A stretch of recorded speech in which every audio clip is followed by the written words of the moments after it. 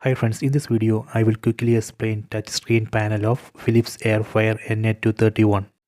This air fryer operates at around 1700 watts, so please try to use 16 amp socket or extension board. First let me power on this extension board.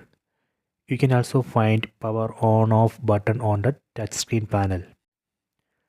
Let me tap on power button on the touchscreen panel, that way we can power on. Tap here.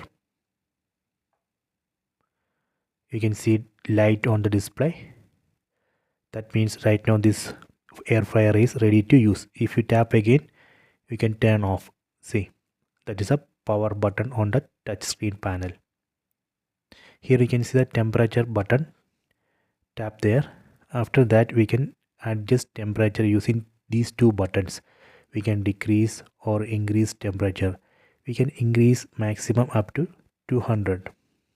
Here you can see timer button. Tap on that. Then using the same buttons we can increase or decrease timer. See, we can decrease, increase. Okay, you can try that. Next I will show you how we can turn on or off interior light. This is a button for that. See, we can turn on or off interior light.